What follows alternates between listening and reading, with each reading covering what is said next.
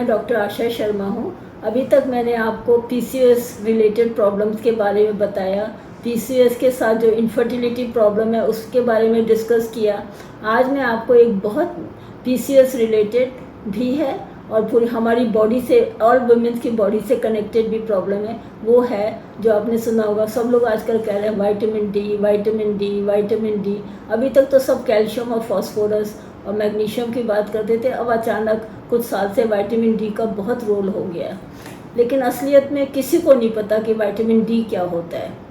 Vitamin D जो है वो मोस्ट इम्पॉर्टेंट चीज़ है बॉडी में, जो हमारी स्किन से बनता है सनलाइट से लेकर। और ये क्या है, हमारे बॉडी के अंदर कैल्शियम लेवल्स को, होमोसिस्टीन एक होती है चीज़, उसको रेगुलेट करता है, जो किसी को पता नहीं। सोचते हैं कि चलो पहले लोग धूप में बैठते थे, निकलते थे, अब कहते हैं कि हमारा चमड़ी काली हो जाएगी, हम धूप में नहीं जाएंगे। और धूप में नहीं जाएंगे तो स्किन से ये एब्जॉर्ब होता है।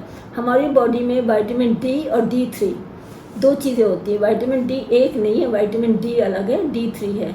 ये फैट सॉल्युबल विटामिन है। इसका मतलब कि जो फैट की चीज़ें उसमें उसकी एब्जॉर्ब होता है, वाटर सॉल्युबल नहीं है। विटामिन तो आपको पता है बहुत तरीके के होते हैं। विटामिन ए होता है, बी होता है, B6 होता है, B12 होता है, C होता है, विटामिन डी होता है और विटामिन ई। तो आज मैं बाकी विटामिन के को डिस्कस नेक्स्ट टाइम करूँगी। लेकिन जो विटामिन डी है इसको लेना बहुत ज़रूरी है और हर एक को पता होना चाहिए कि विटामिन डी हमारी बॉडी में कम है। तो उससे क्या होगा, जो कैल्शियम है, कैल्शियम होता है जो हमारी बोन्स बनाता है। तो अगर विटामिन डी नहीं होगा तो बोन तगड़ी नहीं होगी, तभी ओल्ड एज में या मिडिल एज में लोगों के घुटने सूखने शुरू हो जाते हैं। विटामिन डी होता नहीं। वो तो कहती है अरे हम तो खा रहे थे, कैल्शियम खा रहे थे, दालें खा रहे थे, लेकिन उनकी बॉडी में जब चेक करोगे तो विटामिन डी लेवल बहुत लो होते हैं। तो हमें सबसे पहले देखना है कि हमारा विटामिन डी लेवल ठीक है कि नहीं। और जो D3 है वो इसलिए हम टेस्ट D3 का करवाते हैं, डी का नहीं करवाते, विटामिन D3। तो D3 जो लेवल है वही स्किन से एब्जॉर्ब होता है, वही फैट सॉल्युबल है और वो पीसीओएस में हेल्प करता है। AMH होता है एंटी मुलेरियन हार्मोन, जो मैंने पहले भी बताया था। अगर वो लो होता है तो प्रेगनेंसी नहीं होती। पेशेंट ट्राई करते रहते हैं, टेस्ट करो सब नॉर्मल आते हैं, डॉक्टर ज़्यादातर विटामिन डी नहीं कराते। अगर कराए तो पता चले लो है, जैसे ही उनको दोगे वो ठीक हो जाएगा और पेशेंट प्रेग्नेंट हो जाएगी। AMH से क्या है, जो तुम्हारा ओवम बनता है, एग बनता है, वो स्ट्रॉन्ग बन जाता है और उसमें पावर हो जाती है कैच करके इम्प्लांटेशन की। तो विटामिन डी को करना बहुत ज़रूरी है। विटामिन डी का लेवल होना जानना बहुत ज़रूरी है और ये ब्लड टेस्ट से होता है।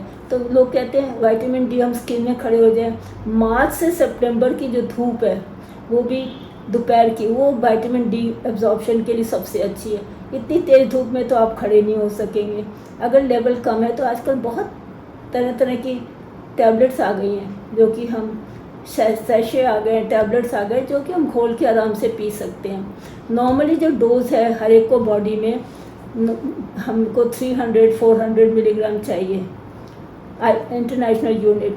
लेकिन क्या होता है आजकल 300 की भी आती है। D3 की जो टैबलेट्स है उसमें प्रेगनेंसी में जो देते हैं वो उसमें D3 हर एक में होता है, कैल्शियम भी होता है, D3 भी होता है। तो उसको लेने से क्या होगा, एक दिन लेने से नहीं होगा। अगर D3 का लो डोज में ले रहे हो तो हर रोज़ लेना पड़ेगा, कम से कम 15 दिन से लेकर 3 महीने तक। अगर तुम्हारा विटामिन डी लेवल प्रेगनेंसी के दौरान पता चला कि बहुत लो है तो 60K की जो सैशे आते हैं वो 1 वीक लेके 8 वीक्स तक से 12 हफ्ते तक हम पेशेंट्स को देते हैं, चेक करते रहते हैं।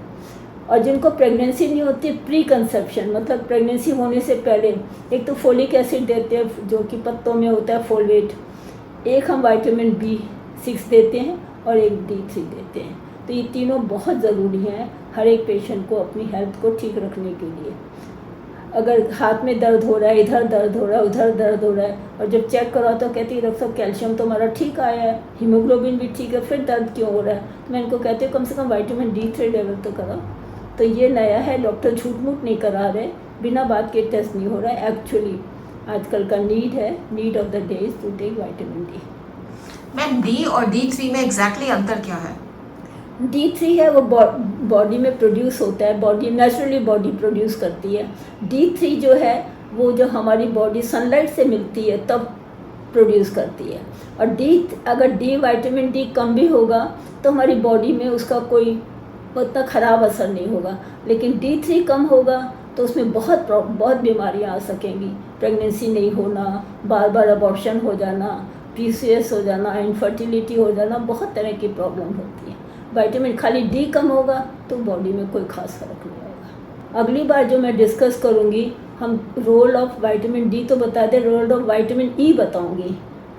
Vitamin E role of in male infertility, female infertility and in body, इसमें क्या है और बॉडी पे क्या असर होता है, स्किन पे क्या होता है, बहुत बहुत बड़ा विटामिन है।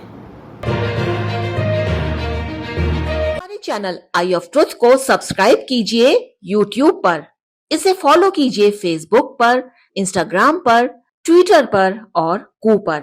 हमारे चैनल के बारे में फीडबैक देने के लिए हमें मेल कीजिए ioftruth.6@gmail.com पर।